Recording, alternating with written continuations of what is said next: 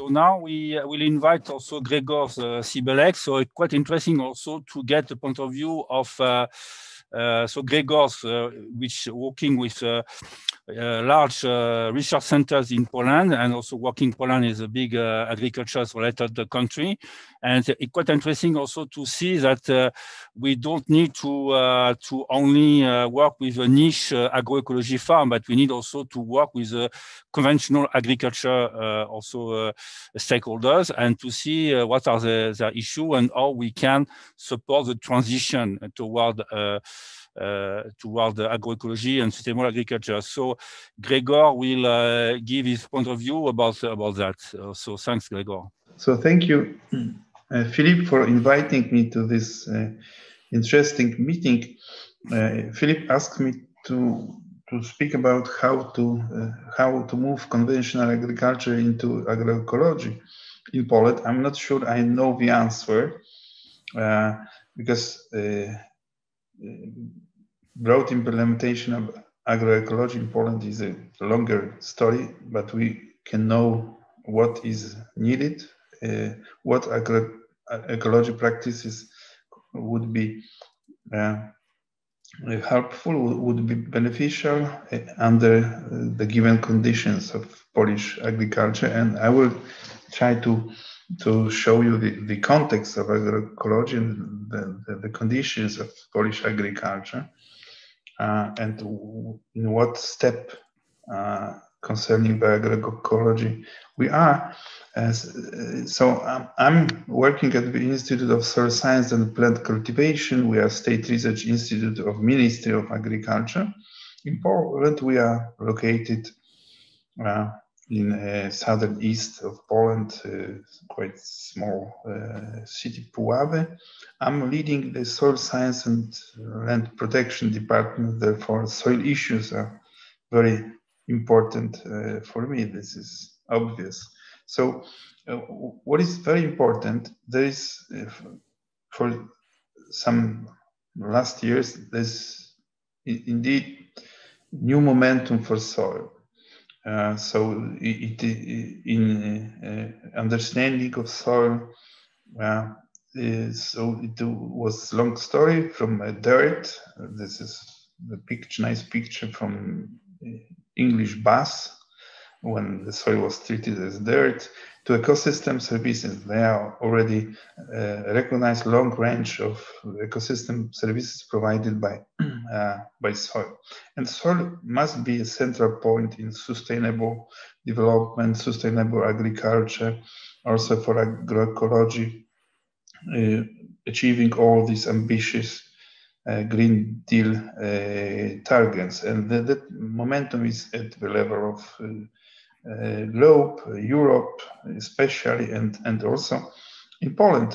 I'm happy of this. It is documented by recent initiatives like Global Soil Partnership, guidelines for soil sustainable management, some carbon initiatives, more issues in Horizon 2020 projects. There are some guidelines on compensating, mitigating, limiting soil seeding. There is a very large program, EJP on soil, with all countries involved. We are also a member of this big consortium. We were part of direct contract to DG Environment, how to support the implementation of soil protection. There are some global initiatives even on soil biodiversity. There is also good momentum in Poland because there is very good understanding of how soil is important for sustainable agriculture, also for agroecology. In administration, national administration, Ministry of Agriculture, we closely collaborate with them. We even organized,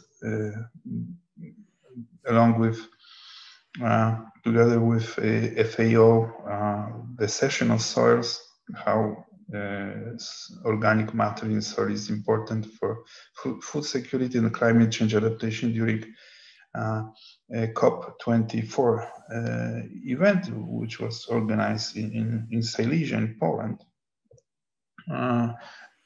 We initiated together with Ministry of Agriculture soil monitoring for CAP evaluation. So we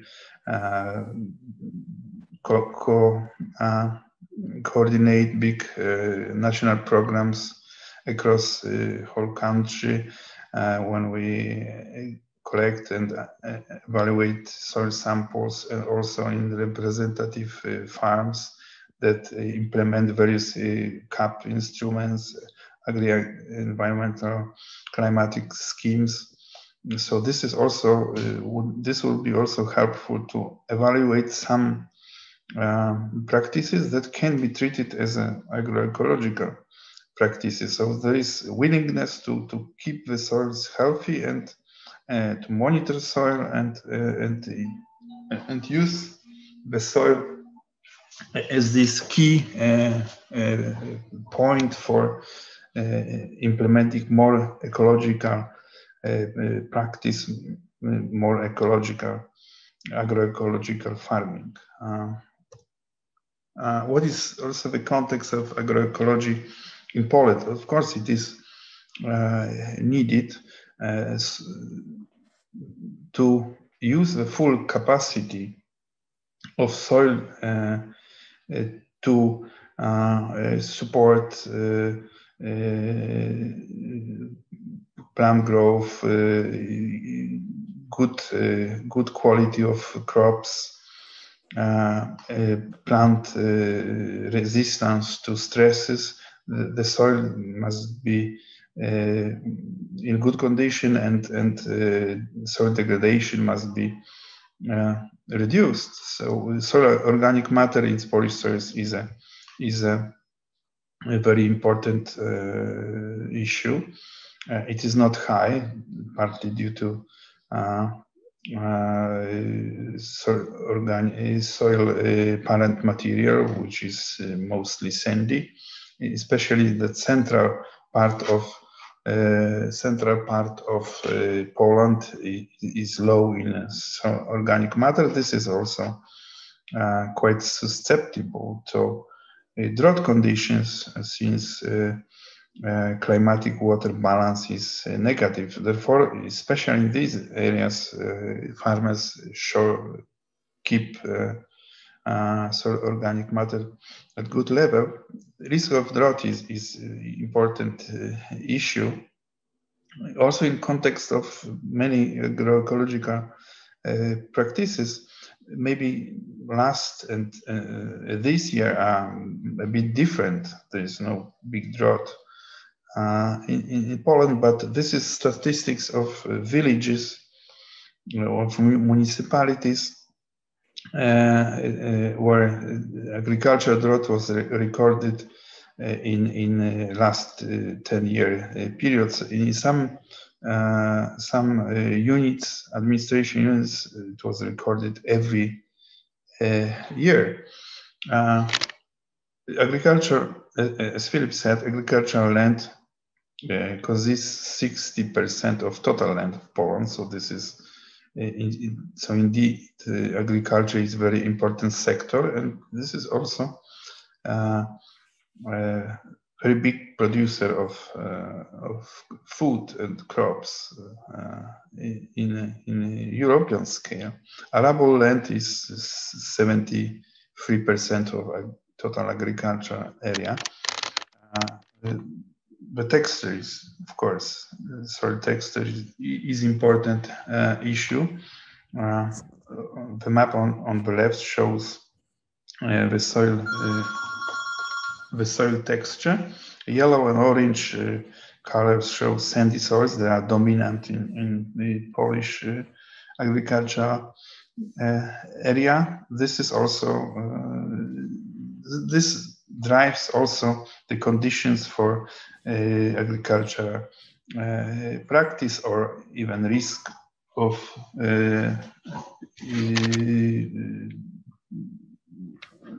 leaching of some nutrients. Obviously, the map at the top shows erosion risks. So some areas in the south of Poland are susceptible to erosion. This is due to slope or type of soil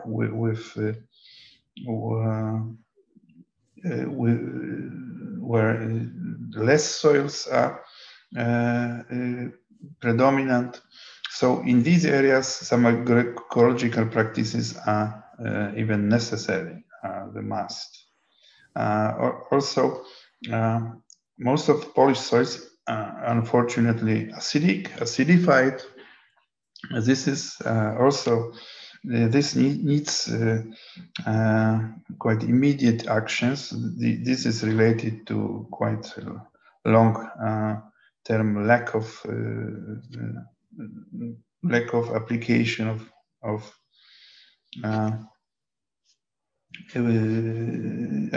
application of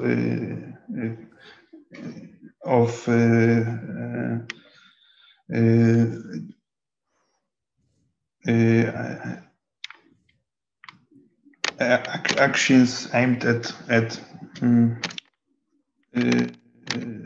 reduction of these acidification processes, liming. So it is, of course, very hard to open or use the natural capacity of soil to support plants if soils are acidified. There is increasing understanding that in order to sustain soil functions and soil fertility, support plant growth, and also retain water, which is important when precipitation is scarce, the soil organic matter must be kept at a stable level. So this is quite widely spoken to farmers. Our role is in this also advisory networks that this can be achieved by bringing sufficient amount of plant residues to soil, application of organic fertilizer or some alternative resources of exogenous organic matter, plus some conservation tillage. Reduced tillage, no-till. This is unfortunately not very widely implemented, not very common. There are no exact statistics, but this would not be more than 3–4% of agriculture where no-till is applied, but this is very effective. We know quite big farms, 500 hectares with no-till implemented, and they do not suffer any drought even in difficult years, comparing to neighbor farms with classical tillage, where they suffer the drought conditions quite often. So it might work. We also know, and we tested this, and we show this to farmers, that manure is not necessary to keep soil organic matter at a stable level. Manure is lacking in many regions where farmers stopped animal production. But as we saw in one of projects and papers, we observed even increase of organic matter in soils, especially in soils with low initial carbon content, even if manure application was stopped. This is because of leaving bigger amounts of plant residues therefore also carbon inputs into the soil. Awareness raising is very important. We also try to speak to farmers, and even more farmers, more and more farmers are aware of this, that how to reduce nutrient and water loss. Of course, aware fertilization, for soil testing, selection of crops, or also selection of proper location for a given crop. For example, corn shall not be grown on light soils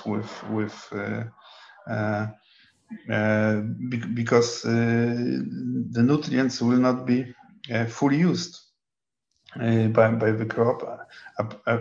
Adjustment of application rate, of course, precise application, but also soil management. So we speak to farmers that the soil has to be treated as a organism of some connected components and processes. So you have to deal with all these components of soil environment to keep it at healthy status and use the full capacity of soil to fulfill all these functions and support the soil. You have to prevent erosion. Therefore, if you do not make it, you lose organic matter. If you lose soil organic matter, you do not have buffering capacity. You do not have soil structure. If you lose soil structure, you lose compaction, and etc. So this must be treated as a one organism. And how looks conventional agriculture in Poland? The graph at the top shows how nitrogen rates per hectare what were the trends in nitrogen per hectare. So of course there were some trends when communism collapsed in 1989. There was also the drop in fertilization level because of stopping of subsidizing, I guess, and then there was a small growth of this trend line, but still, even in last years, it was the mean average nitrogen rate per hectare is at the level of 80 kilograms per hectare, which is not very intensive. So even this might be the good observation, because even that conventional agriculture in Poland is not that intensive. So maybe some Polish farming is closer to agroecology at this moment, even not knowing what is agroecology. There are also small farms. I will show the map soon. What are the rates of average rates of other compounds? It is only 23 kilograms phosphorus per hectare and 39 kilograms per potassium per hectare. Pesticide active substances are growing. This is maybe not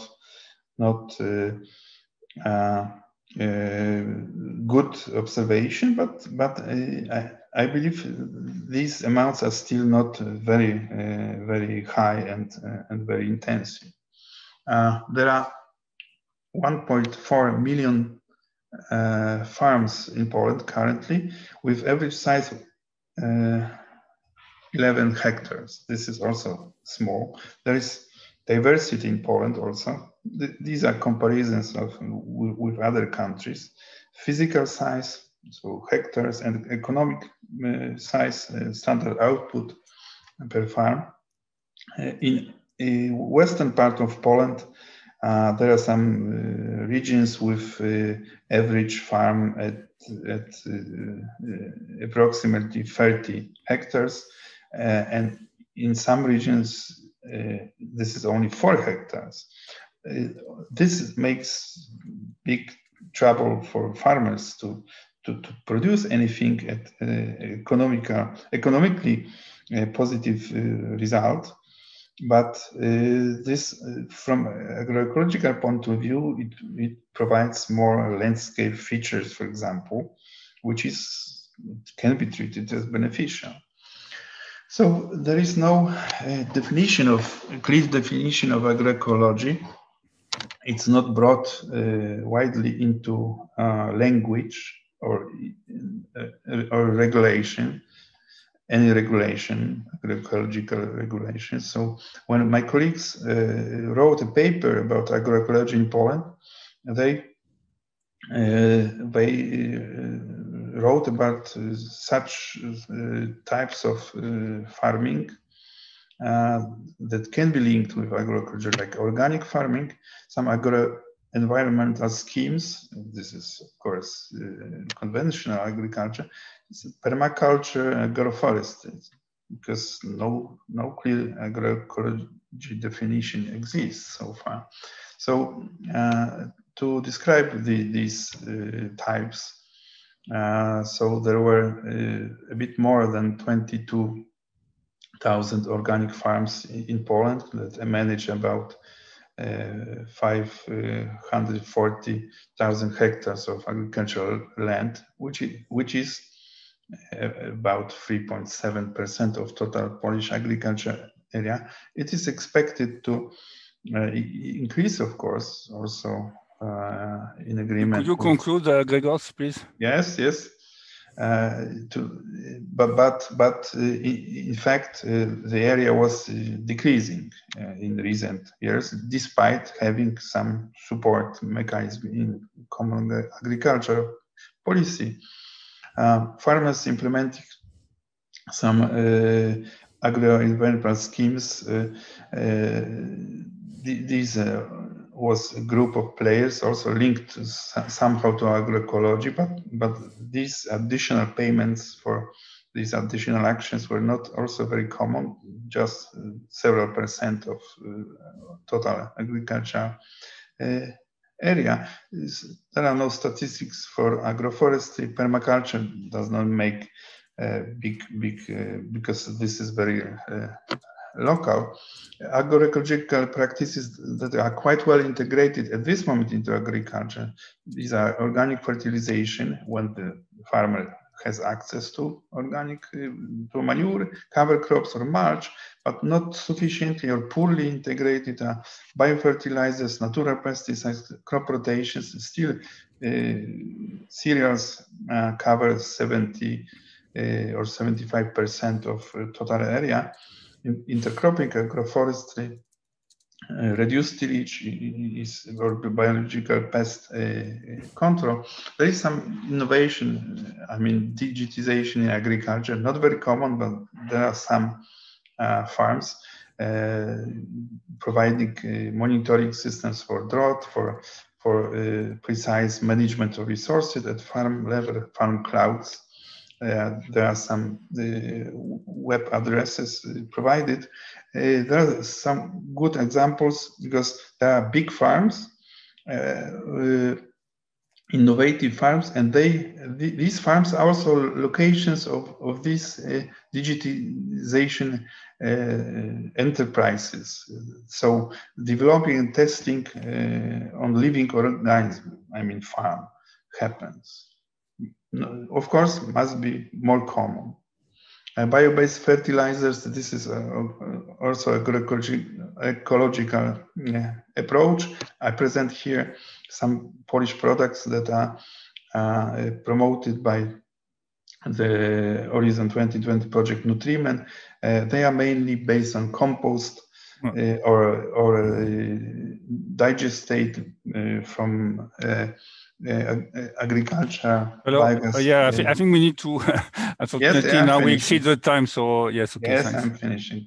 So probably very good potential is also in bio-based fertilizers. What is missing? Broad implementation of agroecology practices in regular conventional farming, because we'll not jump into any ecological organic farming at larger scale. We need slow transitions in bringing more agroecological practice into regular farming. What is needed, of course, strong support from administration, advisory network, demonstration is needed, and bringing agroecology into language, plus some guidelines, of course. Thank you for your attention.